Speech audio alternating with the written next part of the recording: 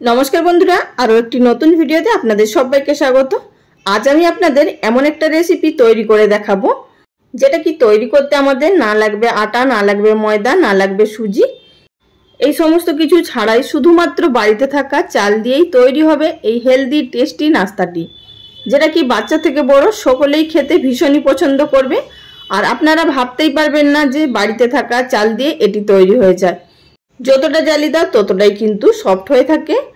চলুন বন্ধুরা শুরু করা যাক আজকের এই ভিডিওটি। সবার প্রথমে আমি আপনাদের এখানে দেখিয়ে দিচ্ছি দুটো বাটির মধ্যে আমি ভিজিয়ে রেখেছি আগে থাকতে 1 কাপ পরিমাণ আতপ চাল আর 1 কাপ পরিমাণ সেদ্ধ চাল, মানে ভাত যে রান্না করি সেই চাল 1 কাপ আর 1 কাপ আতপ চাল।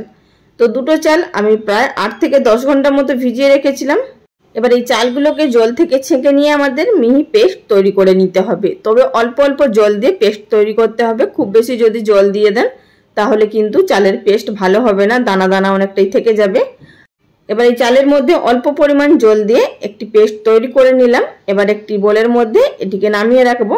আর বন্ধুরা এই নাস্তাটি আমি সকালে তৈরি করছি আর এই চালগুলো সারা রাত ভিজিয়ে রেখেছিলাম।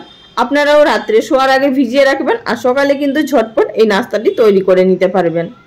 একই রকম ভাবে সমস্ত চালটা আমি এখানে পেস্ট তৈরি করে নিলাম। চালটা বেটে নেওয়ার পর এবার আপনাদের দেখিয়ে দিচ্ছি। এখানে দেখুন চালটা কিন্তু অনেকটাই ঘন আছে, মানে চাল বাটাটা অনেকটাই ঘন আছে। এর মধ্যে আমাদের জল এড করতে হবে। তো এবার আমি এর মধ্যে দিয়ে দিচ্ছি 1 টিস্পুন পরিমাণ চিনি আর দিয়ে দেব স্বাদ মতো নুন। নুনটা আপনারা এখানে নিজেদের টেস্ট অনুযায়ী দেবেন আর এখানে চিনিটা অবশ্যই ব্যবহার করবেন, এতে করে টেস্ট খুবই ভালো আসবে। এবার এই দুটো উপকরণ দিয়ে প্রথমে খুব ভালোভাবে মিশিয়ে নিতে হবে আমাদেরকে আর একটু ফেটিয়েও নিতে হবে।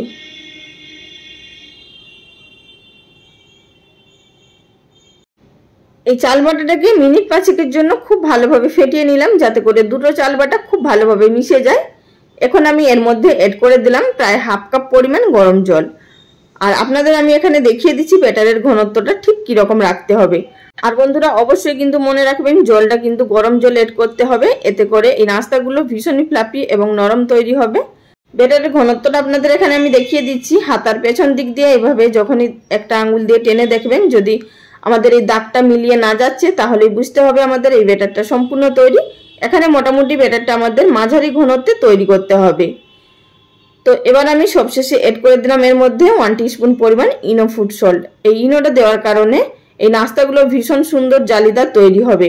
আর বন্ধুরা আপনারা চাইলে এখানে বেকিং পাউডারও বা বেকিং সোডাও ব্যবহার করতে পারেন 1/2 টিস্পুন মতো। এবার চলে যাব এই নাস্তাগুলো তৈরি করার পদ্ধতিতে। গ্যাস ওভেনের উপরে একটি কড়াইয়ের মধ্যে সামান্য 2-1 ফোঁটা তেল দিয়ে নিয়ে শুধু কড়াটাকে আমাদের চারিদিকে বুলিয়ে নিতে হবে যাতে করে এই নাস্তাগুলো খুব ভালোভাবে উঠে আসে, কড়ার গায়ে আটকে না যায়। আর এই নাস্তার মধ্যে আলাদা করে তেল দেওয়ার কোনো প্রয়োজন নেই। কড়া খুব ভালোভাবে গরম হয়ে যাওয়ার পর এর মধ্যে দিয়ে দিলাম 1.5 হাতা পরিমাণ ব্যাটারটা দিয়ে ঢাকা চাপা দিয়ে উপর থেকে সাইড দিয়ে হালকা করে জলের ছিটা আমাদের দিয়ে নিতে হবে। অবশ্যই কিন্তু এখানে ছোট একটা বাটি ব্যবহার করবেন, বড় ঢাকনা কিন্তু ব্যবহার করবেন না। মানে মোটামুটি নাস্তাটা যতটা ঢেকে যাচ্ছে সেই অনুযায়ী এখানে একটি বাটি ব্যবহার করতে হবে আমাদেরকে। আর এবার কিন্তু গ্যাসের ফ্লেম মিডিয়াম টু হাইতে থাকতে হবে। এটি মিনিট খানিকের মধ্যেই কিন্তু আমাদের এই নাস্তাটি সম্পূর্ণভাবে তৈরি হয়ে যাবে। তো মিনিট খানিকের পর এবার আমি এটিকে তুলে নিচ্ছি। তো দেখতেই পাচ্ছেন এটি সম্পূর্ণভাবে তৈরি হয়ে গেছে। এবার আপনাদেরকে আমি দেখিয়ে দিচ্ছি তুলে যে এটি কিন্তু অনায়াসে বেরিয়ে আসবে, কড়ার মধ্যে আর আটকে যাবে না। তো দেখুন কত সুন্দরভাবে কড়া থেকে ছেড়ে এসছে আর অসংখ্য কিন্তু ছিদ্র হয়েছে, আবার ফুলেওছে। এটি আমি আপনাদেরকে সাধারণভাবে একটি তৈরি করে দেখিয়ে দিলাম। সেম পদ্ধতিতে আমি আপনাদেরকে আরও একটি তৈরি করে দেখিয়ে দিচ্ছি, তবে কিন্তু সেটির উপর থেকে আমি কিছুটা পরিমাণ ধনেপাতা কুচি আর কিছুটা পরিমাণ চিলি ফ্লেক্স দিয়ে নেব। এতে করে দেখতেও ভালো লাগবে এবং খাওয়ার সময় ধনেপাতার একটা ফ্লেভারও বেরোবে আর চিলি ফ্লেক্স দেওয়ার কারণে ঝালঝালও লাগবে। তো সব মিলিয়ে খুব সুন্দর লাগবে খেতে। আবারও সে একই পদ্ধতিতে উপর থেকে ঢাকা চাপা দিয়ে সামান্য পরিমাণ জলের ছিটা দিয়ে গ্যাসের ফ্লেম মিডিয়াম টু হাইতে থাকা অবস্থাতে আবারও একই রকম পদ্ধতিতে মিনিট খানেকের জন্য ঢাকা দিয়ে রেখে দিয়েছিলাম। তারপর ঢাকাটা তুলে নিলাম। তো দেখুন বন্ধুরা এটিও কিন্তু সেম পদ্ধতিতে তৈরি হয়ে গেছে, তবে এটি দেখতে আরো ভীষণই সুন্দর হয়েছে। এইভাবেই আপনাদেরকে আরো 2-1টি তৈরি করে দেখিয়ে দিচ্ছি। আর বন্ধুরা এটি কিন্তু আপনারা শুধুও খেয়ে নিতে পারবেন, আর যদি উপর থেকে চিলি ফ্লেক্স আর ধনেপাতা না দেন সেক্ষেত্রে আপনারা গুড় দিয়েও খেতে পারেন, তাও কিন্তু খেতে খুব ভালো লাগে। আর ধনেপাতা চিলি ফ্লেক্স যদি দেন তাহলে কিন্তু চাটনির সঙ্গে বা সসের সঙ্গেও পরিবেশন করতে পারেন। আর এটি আপনারা স্কুল কলেজ অফিসের টিফিন বক্সেও দিতে পারেন। অনেকক্ষণ ধরে কিন্তু পেটটা ভরা থাকবে। আপনাদেরকে আমার কথায় বিশ্বাস করতে হবে না, আপনারা নিজেরাই বাড়িতে তৈরি করে খাবেন, তারপরেই আপনারা বুঝতে পারবেন এই রেসিপি খেতে কতটা টেস্টফুল হয়। তো বন্ধুরা, সবগুলো একই রকম পদ্ধতিতে তৈরি করে নেওয়ার পর আমি এখানে একটি সার্ভিং প্লেটের মধ্যে সার্ভ করে নিয়েছি। আর আমি এখানে বাদাম ধনেপাতা চাটনির সঙ্গে সার্ভ করেছি। আপনারা আপনাদের পছন্দ মতো চাটনির সঙ্গে অবশ্যই সার্ভ করতে পারেন।